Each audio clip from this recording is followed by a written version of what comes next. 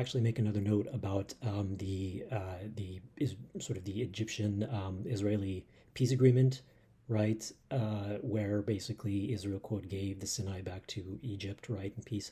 That actually is another misconception, and I'll provide the arguments about why that's the case. First of all, you have to realize that after 1967, the Egyptian military actually had shown, contrary to what happened in '67, an ability actually to face Israel and present a kind of military threat.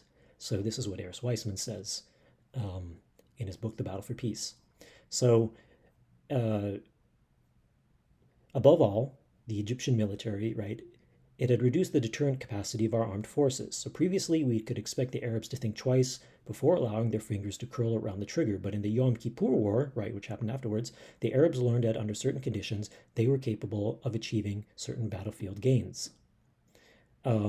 As this reporter Schiff notes, right, clearly the results of I believe, the Yom Kippur War will contribute to the morale revolution in the Arab armies. This is the first time in history of the Arab-Israeli conflict that Arab armies had recorded any kind of military achievement.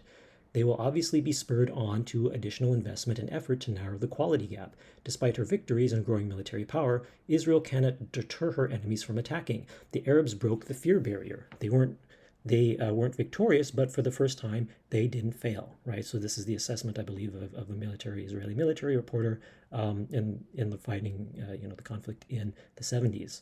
So crucially, right, again, Israel is facing tension, aggression on multiple borders, and what Israel decides to do is essentially buy off the Egyptians because the Egyptian military is the most dangerous.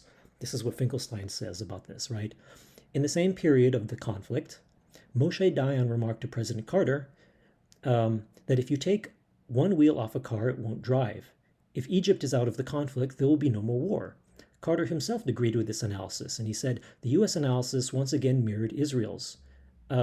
He says in the memoir that it was fairly obvious that the key to any future military threats against Israel was the Egyptians, who could provide the most formidable invading force and who had always been in the forefront of previous battles. So ultimately, it's not like Israel is just saying, hey, we want peace, we're acting at goodwill, right? A very practical move to prevent Egypt from being part of the fighting where they could have actually suffered. So that's another thing that needs to be said.